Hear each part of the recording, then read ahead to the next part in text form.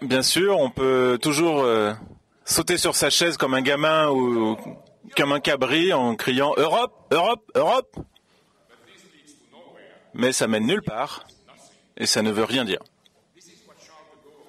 C'est ce que Charles de Gaulle a dit en décembre 1965, déclenchant un grand scandale parmi les bien-pensants de son temps. 47 ans après, ceux qui haïssent les mots vides,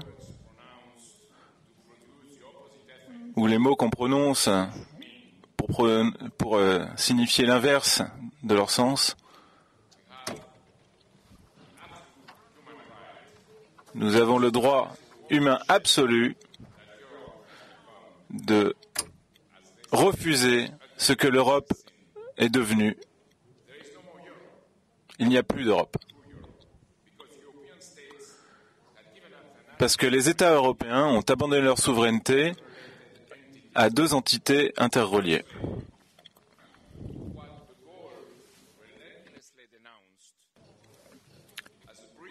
Tout d'abord, à ce que De Gaulle dénonçait comme l'empire anglo-américain, un conglomérat d'intérêts financiers résidant dans les réseaux de la City de Londres. Ensuite, le deuxième, à la présence de ces intérêts sur le continent par la présence de José Manuel Barroso, président de la Commission européenne, qui a baptisé l'Union européenne un empire non impérial. Et la collusion entre ces deux entités, c'est comme le pacte faustien. L'Empire britannique a le pouvoir de la finance, de la monnaie, du renseignement, de l'idéologie, et l'Union européenne, elle, se détruit au bénéfice de cet empire impérial grâce à la servitude volontaire. La servitude volontaire de qui? De nous. De nous, les sujets de cet empire non impérial, cet empire continental, qui n'a pas été construit par la force, mais par le consentement de ses membres, de ses États membres.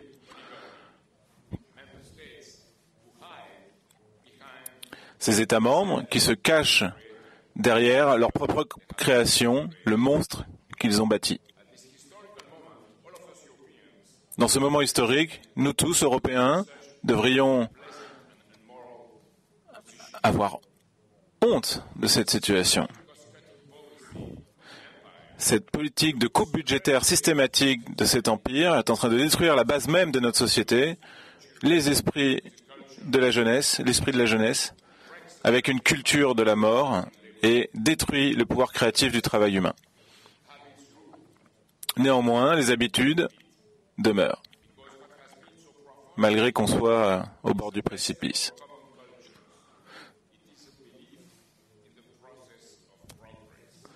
Et ce qui doit dominer face à cela, c'est cette culture du progrès. Et c'est ça qui est visé.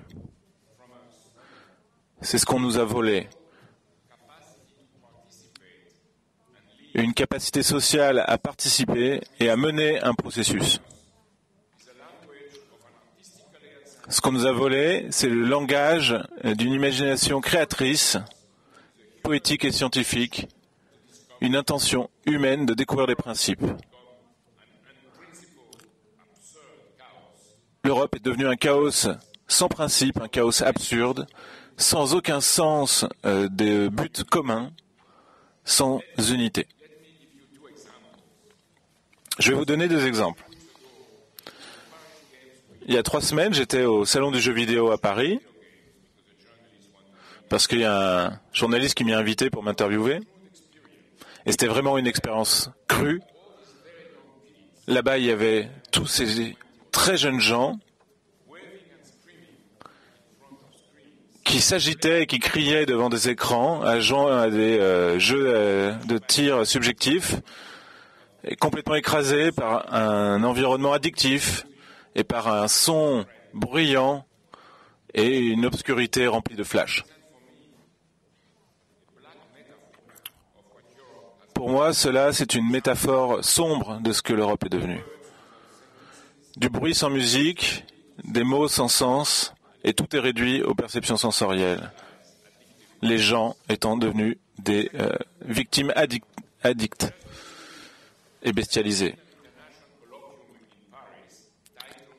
Cette semaine, il y a eu un colloque international à Paris, la semaine passée, sur le triage en médecine.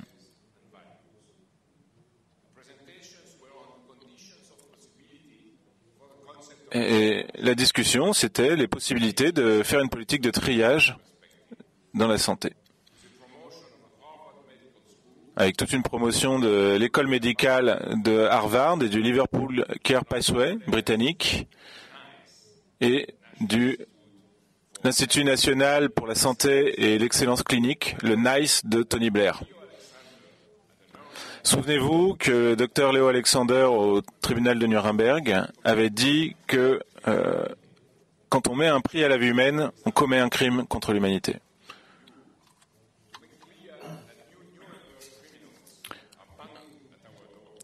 Et vous devez bien voir que ces nouveaux criminels de Nuremberg sont en train de frapper à nos portes, s'ils ne sont pas déjà rentrés d'ailleurs.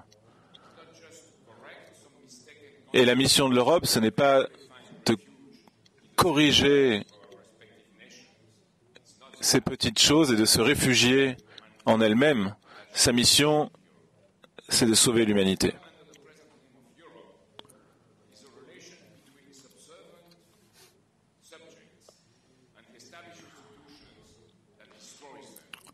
Aujourd'hui, l'Europe, c'est une relation entre des sujets et une oligarchie qui les détruit.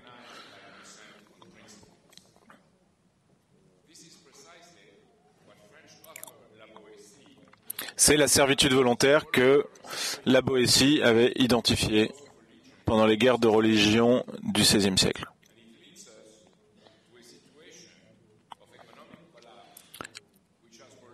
Et cette servitude volontaire nous a amené à cet effondrement économique qui a d'ores et déjà créé les conditions de la guerre, parce que la guerre, c'est la chose la plus inhumaine que les êtres humains puissent se faire entre eux.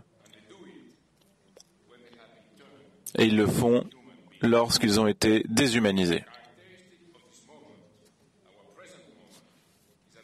Et dans ce moment de l'histoire, la menace d'une fuite en avant de l'oligarchie vers la guerre porte les couleurs thermonucléaires. Cette fois-ci, la dynamique de guerre ne pourrait qu'aboutir à l'échelle thermonucléaire, comme l'a expliqué El Ghazi-Perouche hier.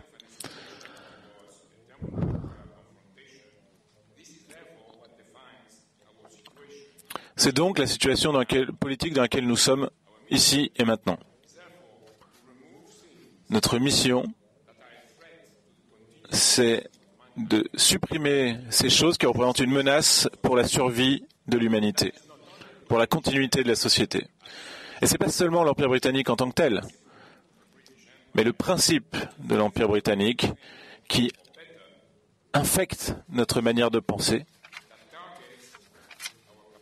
et qui cible notre capacité de penser de manière créative.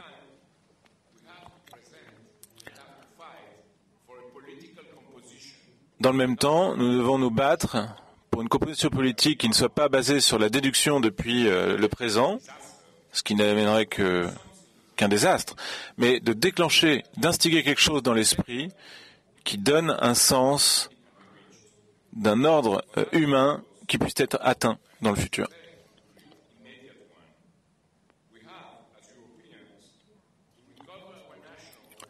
Concrètement, en Europe, nous devons retrouver nos souverainetés, c'est-à-dire nationales et individuelles, à l'opposé de cet empire non impérial.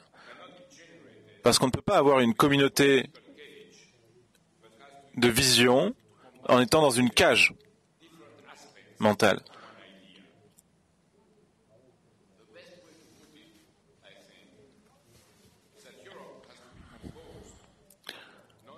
L'Europe ne doit pas être composée comme une combinaison romantique ou mathématique, comme du Strauss ou du Rameau,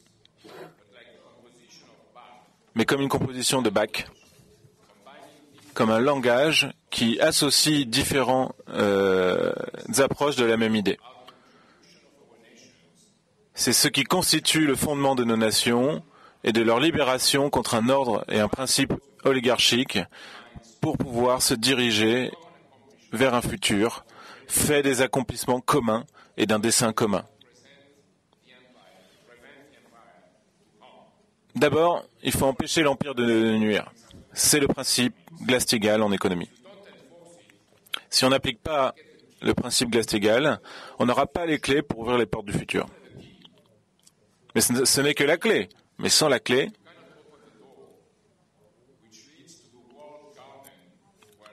on ne pourra pas accéder à ce jardin où reposent les principes de cette Europe du futur.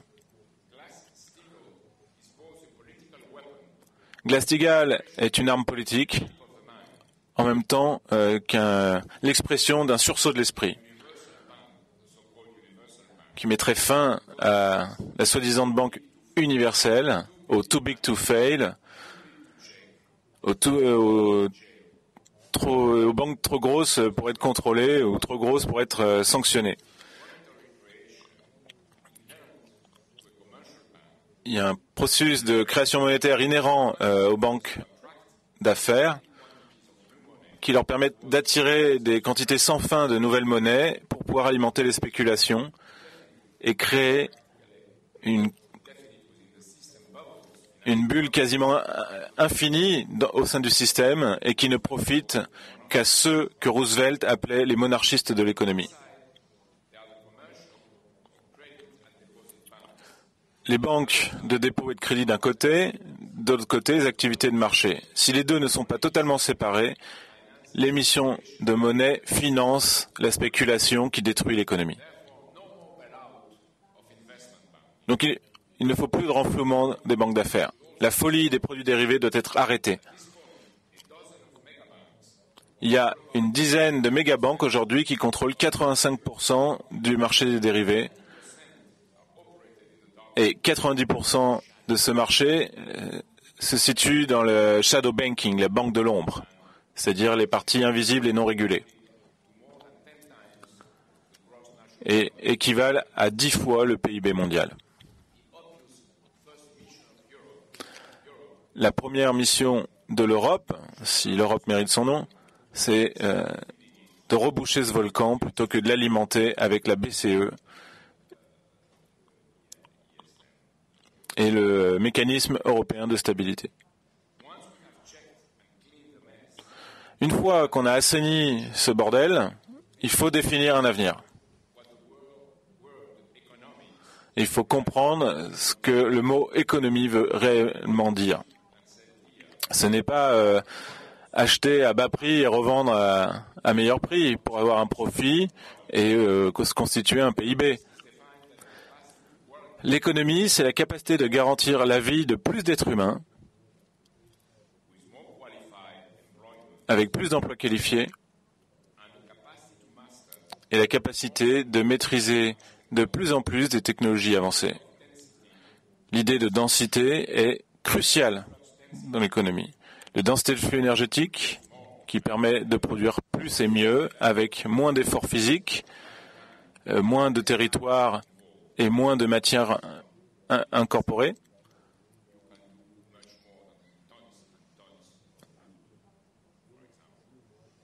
Par exemple, avec 1 gramme d'uranium, on fait beaucoup plus qu'avec des tonnes et des tonnes de bois, pour donner un exemple.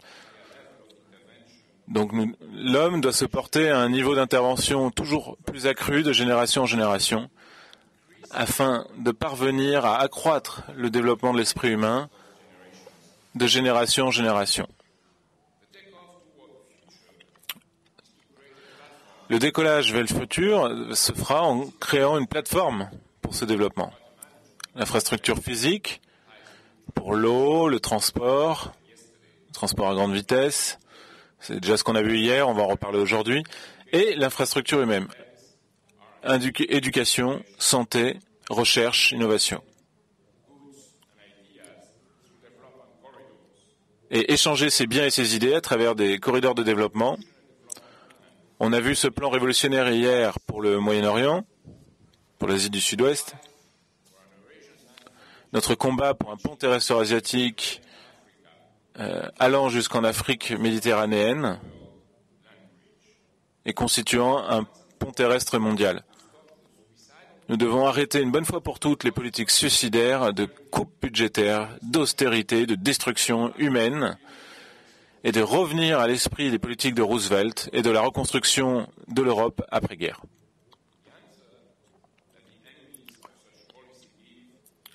La réponse des ennemis de cette politique, c'est « Allez, soyez réalistes un peu.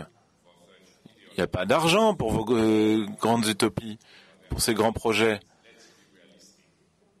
Et en fait, ce qu'ils veulent dire, c'est « Soyez réalistes, suicidez-vous. »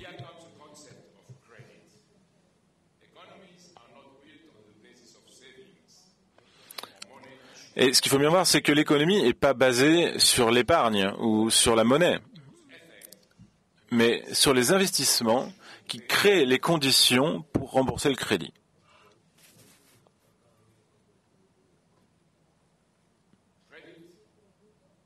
Le crédit, comme les gens dans l'Institut de financement de la reconstruction en Allemagne, après la guerre, avaient très bien compris, le crédit, c'est un pari sur l'avenir.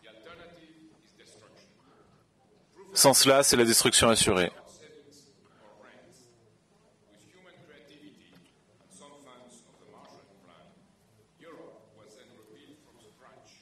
Parce qu'avec un peu de crédit et des idées, l'Europe a été totalement rebâtie grâce à cette conception de crédit après-guerre. Alors qu'aujourd'hui, on a au contraire d'un système de crédit un système monétariste qui nous détruit. Et le futur des nations européennes, c'est leur capacité à revenir à cette conception politique de système de crédit, avec un développement vers l'Eurasie, vers le Moyen-Orient, vers l'Afrique, étant la pierre de touche de notre identité et de notre survie. L'Europe a une mission, au nom de son histoire, une mission pour le monde, avec cette vision, cette perspective d'un pont terrestre mondial. Les Grecs parlaient du Dieu intérieur. C'est notre ressource et ne pas s'en servir est un crime. Un système de crédit est incompatible avec le système euro, qui est un système monétariste au service de l'oligarchie. On ne peut pas le bricoler, on ne peut pas le réformer de l'intérieur, parce que son but même, c'est d'abolir les souverainetés individuelles et nationales. On n'a pas d'emprise sur l'avenir avec des corps vidés de leurs âmes.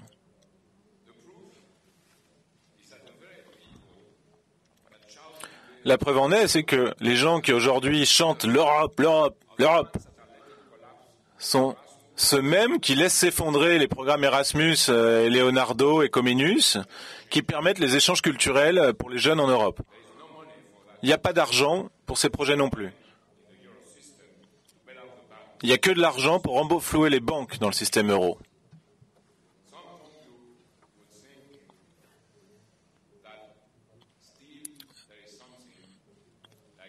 Certains d'entre vous se diront, oui, mais il y a quand même le projet ExoMars, comme on l'a vu hier. Je dois dire que le projet ExoMars n'a pas été généré par le système euro, qui est sur le point de le détruire d'ailleurs. Le projet ExoMars vient d'une impulsion qui a été lancée bien avant, lorsque l'économie n'était pas dans l'état abominable dans lequel il est aujourd'hui.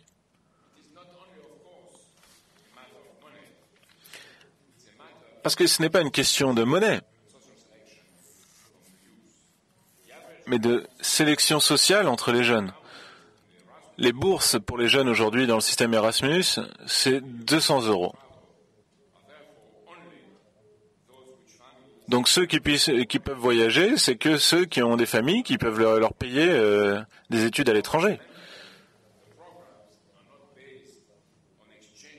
Et ces programmes de surcroît ne sont pas basé sur les échanges culturels de nos nations respectives, du meilleur de l'Europe, des classiques européens. Mais c'est des voyages qu'on paye pour finir dans une auberge espagnole.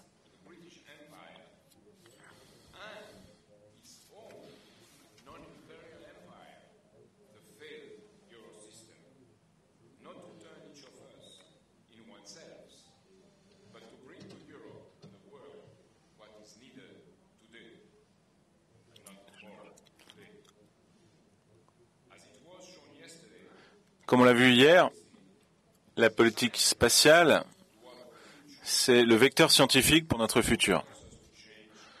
Mars nous pousse à changer sur Terre.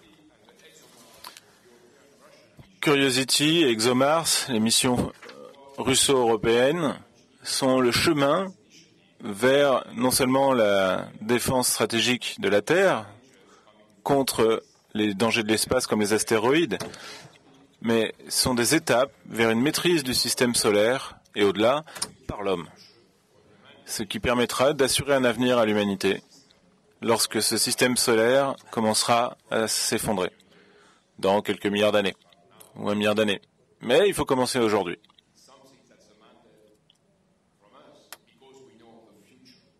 Et ça, c'est nécessaire parce que on sait que ça arrivera, donc on doit agir en fonction. Donc c'est une nécessité immédiate. Aujourd'hui, Curiosity et ExoMars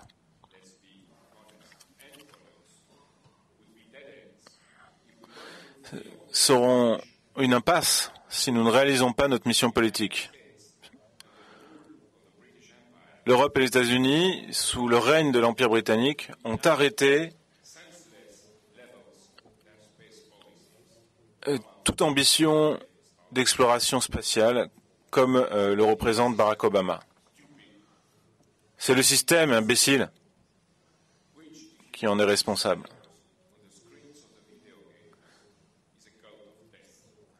Parce que ce jeu des ombres qu'on voit dans les jeux vidéo, c'est le culte de la mort.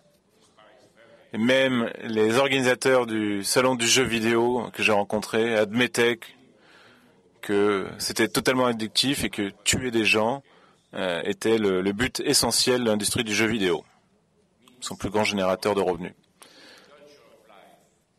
Au contraire, nous devons défendre une culture de la vie en faveur de la connaissance scientifique parce que elle nous pose des questions dont les réponses n'existent pas encore. Et dans ce sens, un programme spatial, c'est la forme la plus avancée de ce que peut être le travail humain pour l'avenir de l'humanité. Un travail cognitif pour se confronter à l'inconnu et faire face à des choses qui ne sont jamais arrivées avant. Mais encore une fois, on ne pourra pas le faire sans une mobilisation en profondeur de toute l'économie, du système économique, qui elle-même ne pourra pas être réalisée sans un système de crédit au niveau international. En 2012, nous avons commencé à célébrer le 50e anniversaire du traité de l'Élysée entre la France et l'Allemagne.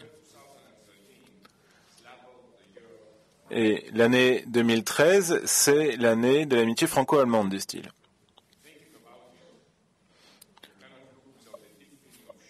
En y pensant, on ne peut qu'avoir honte de nos gouvernements actuels. Les Français, le gouvernement français veut continuer le renflouement des banques parce qu'il n'a pas le courage de confronter les banques. Et le 19 décembre, au Conseil des ministres, le gouvernement va présenter une réforme bancaire, ou soi-disant réforme bancaire, pour en terminer avec le débat européen sur Glass-Steagall. Ils veulent l'enterrer. Et nous, on combat ça en France. On a des 240 élus et une quinzaine d'économistes qui ont signé notre appel au Glass-Steagall. Et en Allemagne, l'Allemagne veut imposer l'austérité à tous ses partenaires et donc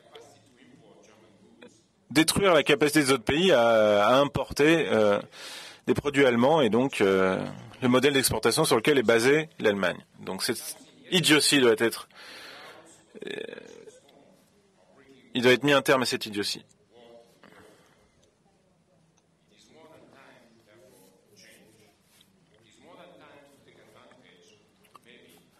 Il est plus que temps d'arrêter cela. Il est plus que temps de profiter du fait que les Anglais s'apprêtent à quitter l'Union européenne et il est temps pour nous de se débarrasser du règne de la City de Londres. Il ne faut pas que ce soit une rhétorique, il faut rétablir l'Europe sur la base des principes de l'alliance de Gaulle-Adenauer. Une Europe d'une communauté de principes, une communauté de dessein, en vue d'un futur pour les générations à venir. Le discours de Gaulle à la jeunesse allemande en 1962 est exemplaire à ce titre. Donc nous devons regarder le monde du point de vue de Mars. Pendant ma campagne présidentielle en France, les journalistes ne se sont pas trompés là-dessus. Au bout d'un moment, ils ont concentré toutes leurs attaques contre moi en me décrivant comme un professeur tournesol, un excentrique qui veut couper les banques en deux et développer un programme spatial.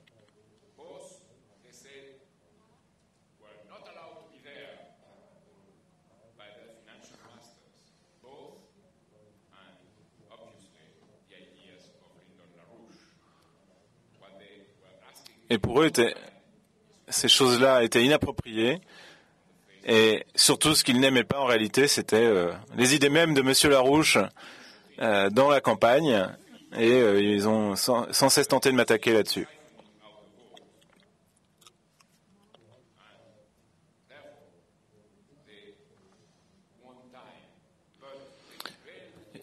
Ils ont gagné du temps, ça leur a permis d'éviter qu'il y ait des votes pour moi. Mais maintenant, ça se retourne contre eux. Parce que les idées que j'ai présentées dans la campagne sont plus que jamais sur la table. En France, la situation politique est très confuse, parce que ce qui est en jeu, c'est l'idée de la culture européenne et de ce qu'elle signifie réellement.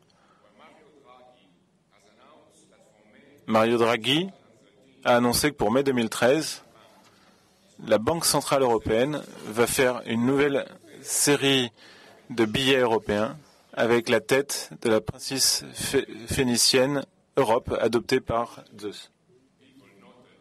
Les personnes intelligentes ont bien relevé qu'elle n'est pas une déesse, mais qu'elle est un être mortel, et ça c'est un mauvais présage pour l'Europe.